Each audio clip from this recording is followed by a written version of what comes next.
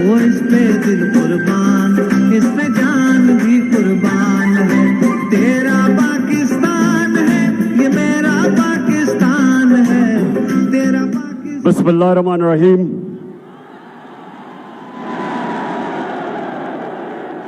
इय्याका नअबुदु व इय्याका नस्तईन। इसको बस।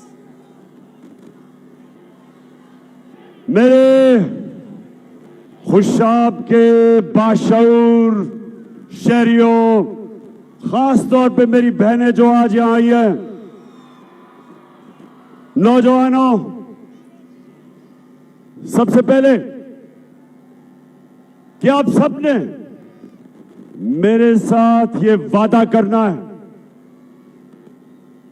कि जो खुशाब में एक लोटा और एक लोटी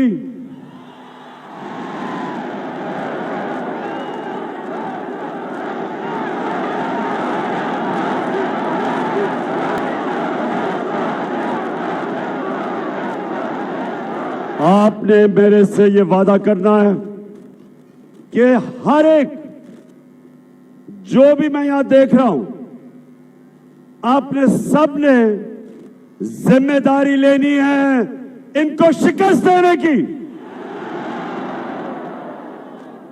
ये लोग जो वोट आपसे लेते हैं और अपने जमीर का सौदा करते हैं, अपने जमीर को बेचते हैं, जमीर की कीमत लगाते हैं, आपसे भी गद्दारी करते हैं, अपनी कौम से भी गद्दारी करते हैं, अपने आइन से भी गद्दारी करते हैं और अपने दीन से भी गद्दारी करते हैं। इसलिए आप सबने, जितने भी यहां नौजवान खड़े ऊपर, जो भी मेरी आवाज सुन रहे हैं, ये जो जंग है, ये इमरान खान की नहीं, ये आप सब की जंग है। ये सियासत नहीं, ये जहाद है। हमने जो साजिश हुई थी, अमेरिका ने यहां के जो मीर जाफर और मीर सादिक को साथ मिला के 22 करोड़ पाकिस्तानियों की मुंतखब की हुई हुकूमत, इन्होंने साजिश करके वो हुकूमत गिराई और इस मुल्क के बड़े बड़े डाकुओं को हमारे ऊपर बिठा दिया। 22 करोड़ लोगों की तौहीन की, हमारी तौहीन की। अपने मुल्क में मैं मगरिब को बहुत बेहतर जानता हूं। मेरी बड़ी जिंदगी का हिस्सा क्रिकेट की वजह से मगरबी मुमालिक में गुजरा। अपने मुल्क के अंदर एक जमानत के ऊपर, जमानत पे इंसान को वो चपरासी की भी नौकरी नहीं देते। हमारे मुल्क पे एक करप्ट तरीन, एक जूते पॉलिश वाले करने को हमारा सरबरा बना दिया। बताएं, क्या आप चेरी ब्लॉसम को अपना वजीर आजम मानते हैं? क्या हमजा कुकड़ी को अपना वजीर आला मानते हैं? और क्या आसिफ जरदारी बीमारी को आप उसको मानते हैं? और आप जिसकी कीमत बड़ी महंगी हो गई है, डीजल को मानते हैं? कौन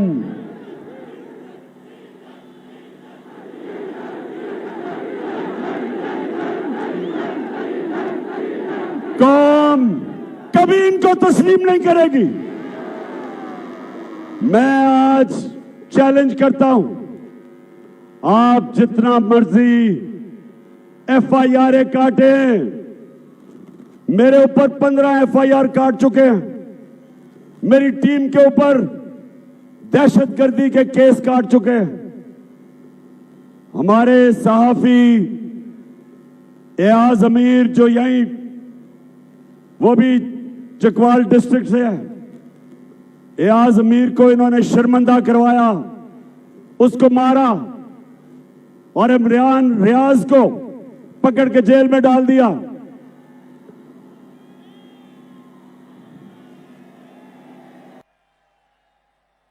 धमकियां दी जा रही हैं।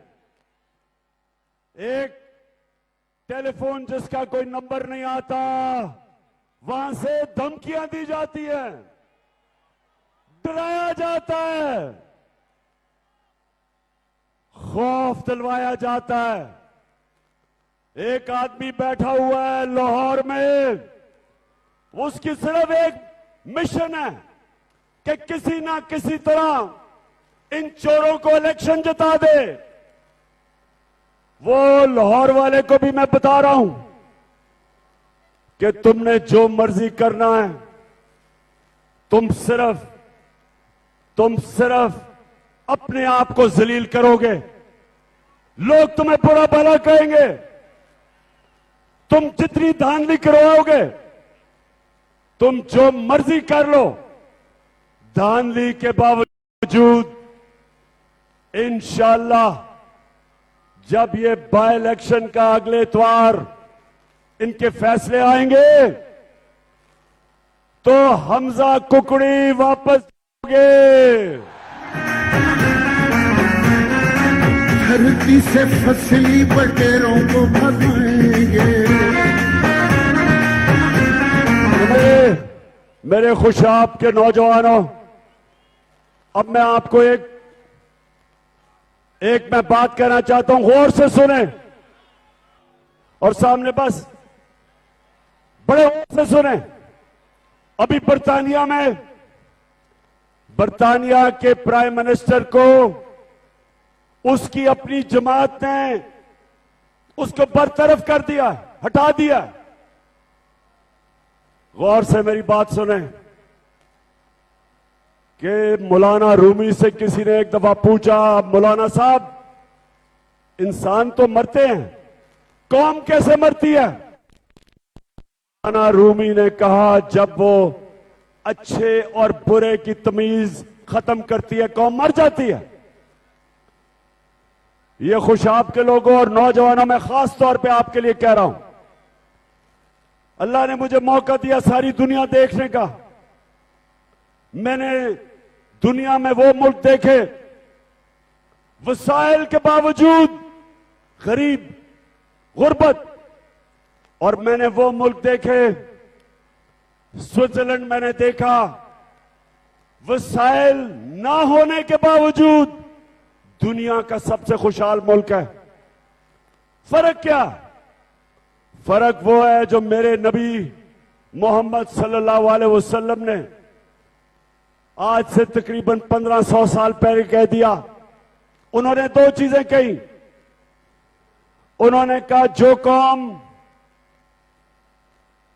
ताकतवर डाकुओं को नहीं पकड़ती और छोटे चोरों को जेलों में डालती है, वो कौम तबाह हो जाती है।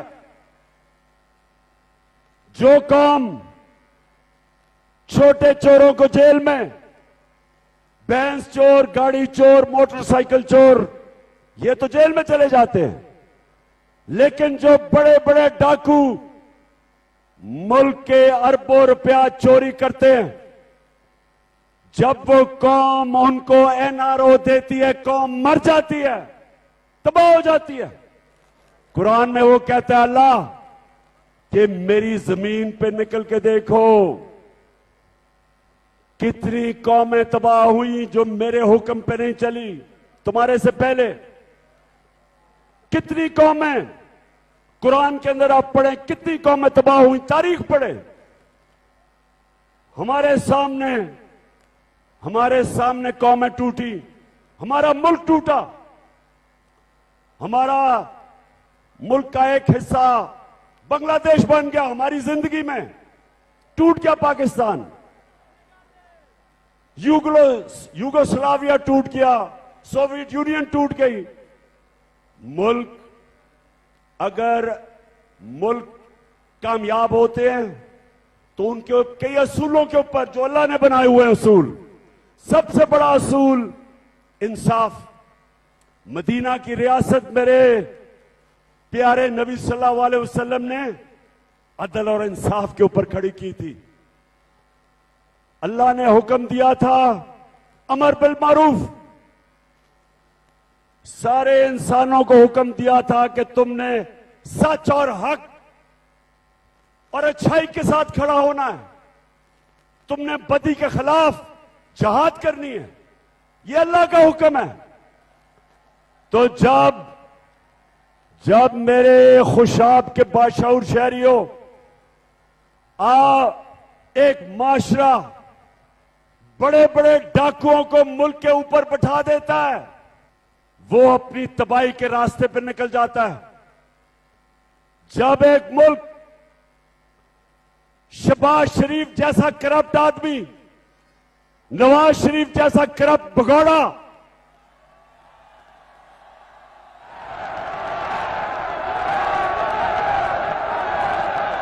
आसिफ जरदारी जो 30 साल से मुल्क को लूट रहा है, और फजलुर रहमान जो बात इस्लाम की करता है और अपना जमीर डीजल के परमिट पे बेचता है, जब ये लोग एक मुल्क के ऊपर क़यादत में आ जाते हैं तो मेरे खुशाब के लोगों, मेरे बहनों, मेरे भाइयों, मेरे बच्चों, ये याद रखें, वो मुल्क की तबाही, मुल्क की बर्बादी, वो मुल्क फनाई तबाही की तरफ जाता है। इसलिए मैं जो आपके पास यहां आया हूं, सिर्फ आपको एक चीज बताने के लिए कि ये जो इलेक्शन है, ये ज़िमनी इलेक्शन नहीं है, इसमें पाकिस्तान के मुस्तकबिल का फैसला होगा कि क्या हम इन चोरों के नीचे, क्या हम इन चोरों की क़यादत, क्या ये हमारा मुस्तकबिल है, या हम एक आजाद, खुद मुख्तार, एक हकीकी आजादी की जंग लड़के हम एक वो पाकिस्तान बनाएंगे जिस पाकिस्तान का नारा था, पाकिस्तान का मतलब क्या, और मेरा तेरा रिश्ता क्या।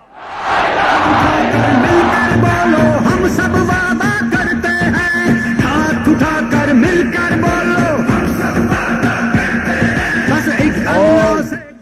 और ला इलाहा इल्लल्लाह का मतलब कि अल्लाह कोई नहीं है, खुदा तेरे सिवा किसी के सामने नहीं एक मुसलमान झुकता। और सिर्फ हम इसको शिर्क ना समझे कि मूर्तियों के सामने ना झुकना, मिट्टी के बुतों के सामने ना झुकना, सिर्फ ये शिर्क नहीं, कोई भी जो अल्लाह के किसी के सामने भी आप झुकेंगे, सबसे बड़ा बुत खौफ का बुत है। खौफ की वजह से, खौफ की बुत की पूजा करने की वजह से इंसान गुलाम बन जाता है। इसलिए मेरा अल्लाह कुरान में कहता है कि जो लोग ईमान ले आए मैं उनके खौफ दूर कर देता हूं। ला इलाहा इल्लल्लाह इंसान को गैरत देता है, गैरत देता है कि मैं अल्लाह किसी के सामने नहीं झुकूंगा।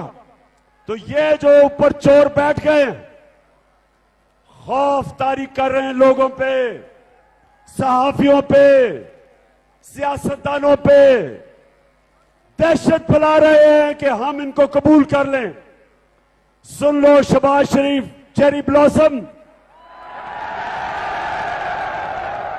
और सुन लो हमजा कुकड़ी, सुन लो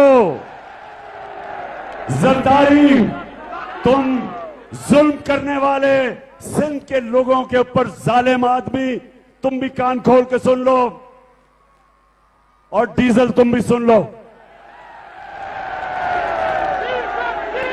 हम पाकिस्तान के लोग कभी तुम्हें तस्लीम नहीं करेंगे। नामंजूर ये इम्पोर्टेड सरकार नामंजूर। हम वो लोग हैं, हम वो लोग हैं, हम वो लोग हैं जो नबी सल्लल्लाहु अलैहि वसल्लम के नाम पे जान देने के लिए तैयार हैं। हम वो लोग हैं जो हम किसी सूरत अमेरिका की गुलामी कर कभी भी नहीं करेंगे। हम वो लोग हैं, अगर ये ऊपर बैठे हुए पैसे के खुदा की पूजा करने वाले, पैसे की बुत की पूजा करने वाले, ये शहबाज शरीफ, नवाज शरीफ और ये आसिफ जरदारी, जिनका पैसा बाहर पड़ा है, मगरबी बैंकों में पैसा पड़ा है, ऑफशोर अकाउंट्स में पैसा पड़ा है, लंदन में बड़े बड़े मगरबी शहरों के अंदर बड़े बड़े महलात हैं इनके, ये अपने पैसे के गुलाम हैं। ये कभी इस मुल्क की मफादात के लिए नहीं खड़े होंगे। जब अमेरिका ने, हमारा एक सरबराह जब अमेरिका के सामने घुटने टेक गया और अमेरिका की जंग में हमने शिरकत की, 80,000 पाकिस्तानी हमने अमेरिका की जंग में कुर्बान किए। 80,000 कितने हमारे यहां इस सारे इलाके के अंदर कितने हमारे नौजवान जो फौज में थे शहीद हुए, अपनी जानें दी उन्होंने। जंग किसी की लड़ रहे हैं, कुर्बानी पाकिस्तानी दे रहे हैं। हमारे मुल्क को जो नुकसान हुआ, कबायली इलाके के अंदर जो तबाही मची, 35 लाख लोगों ने कबायली इलाके से नकल मकानी की। इस मुल्क के ऊपर जो इंसान की तारीख में पहली दफा हुआ कि हम अमेरिका की मदद कर रहे हैं, और अमेरिका हमारे ऊपर 400 ड्रोन अटैक कर रहा था जब जरदारी और नवाज शरीफ सरबराह थे। एक दफा इन्होंने मजम्मत नहीं की अमेरिकनों के सामने कि सारे इंसानी हुकूक की खिलाफ वर्जी, कि आप ही अमेरिका फैसला करना है मारना किसे है। 8,000 मील दूर से बटन दबाता है और यहां लोग मर जाते थे, और कोई उनका पूछने वाला नहीं था, क्योंकि ये अमेरिकनों के गुलाम हैं।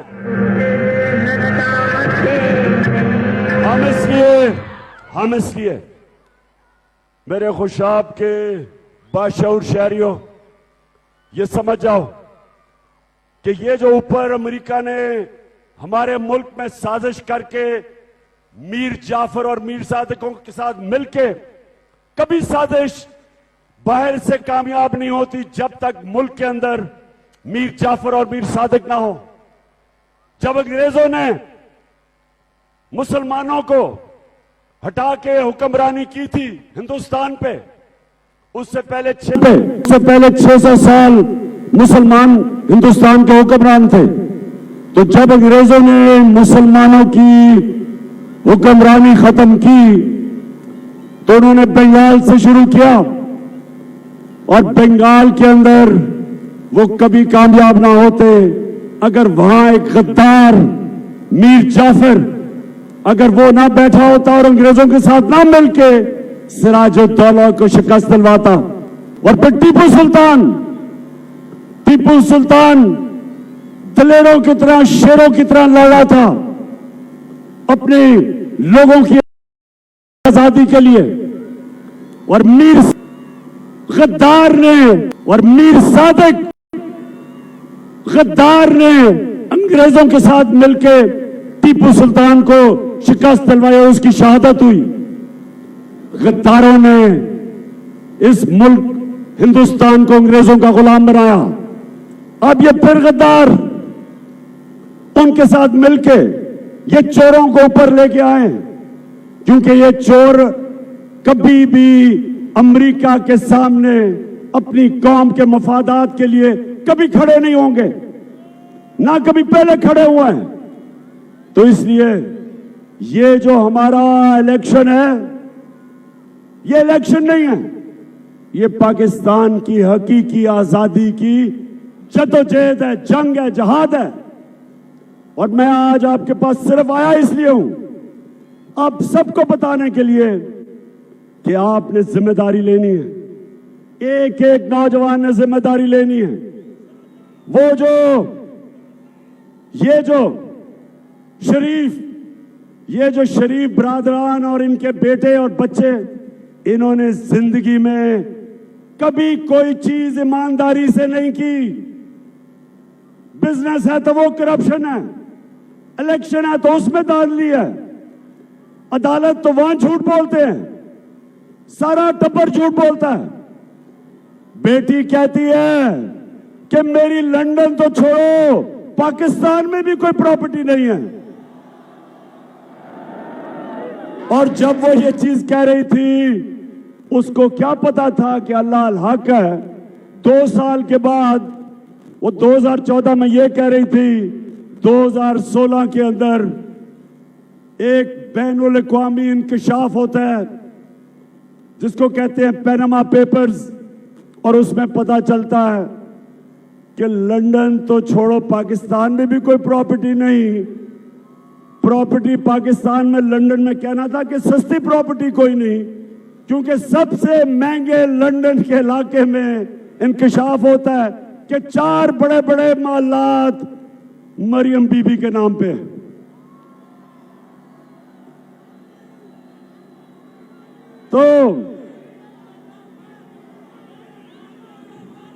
तो सुने, इन्होंने इलेक्शन में धांधली करनी है, और इनके साथ वो लाहौर में मिस्टर एक्स बैठा हुआ है। अब मैं कहूंगा नहीं कि मिस्टर एक्स कौन है, आप खुद ही अंदाजा लगा लें। अब जानते हैं मिस्टर एक्स कौन है।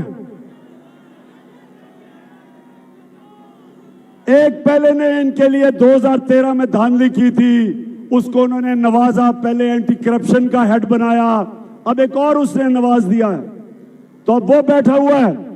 और दूसरा चीफ इलेक्शन कमीशन, ये पूरी तरह इनके साथ मिलकर तैयार है धांधली के लिए।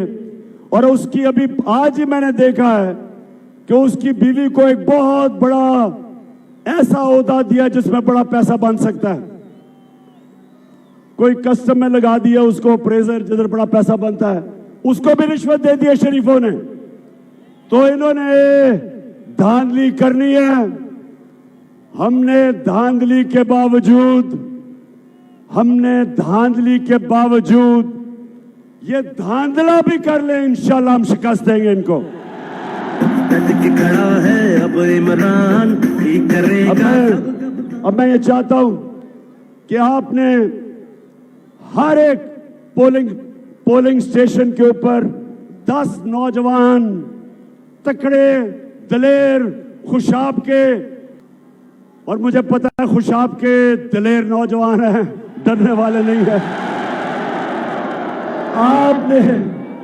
आपने हर पोलिंग स्टेशन पे पहरा देना है। ये धांधली की कोशिश करेंगे, हम तैयार होंगे। क्यों तैयारी होगी आपकी? इंशाल्लाह तैयारी होगी। और धांधले के बावजूद इंशाल्लाह अगली इतवार को जो रिजल्ट आएगा, मुझे अभी से नजर आ रहा है कि पहले ही गैर आईनी वजीर आला है कुकड़ी, आइन के मुताबिक तो है ही नहीं। और इंशाल्लाह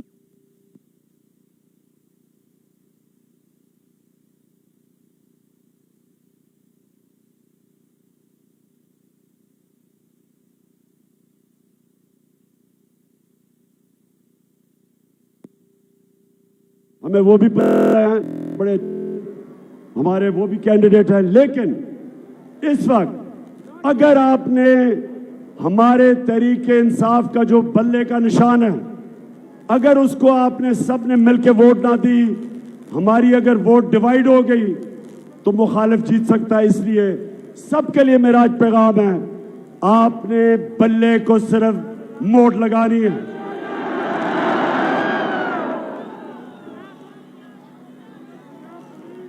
अच्छा खुशाब, बस मैं आखिर में एक ही सवाल है, मेरा आखिर में एक सवाल है कि मैं जब वापस आऊंगा खुशाब, क्योंकि आपको पता है यहां जौहराबाद में बड़ा टाइम गुजारता है, माजी में गुजारा हुआ है, आपका सारा इलाका जानता हूं, साथ ही मेरा मियां वाली है। तो मैं आज आपकी जिम्मेदारी लगा के जा रहा हूं कि जब मैं इतवार के बाद वापस आऊं तो मुझे उसी तरह आप पे फख्र होना चाहिए जिस तरह मुझे मियां वाली पे फख्र होता है जब वो जीतते हैं। पाकिस्तान जिंदाबाद। इंशाअल्लाह।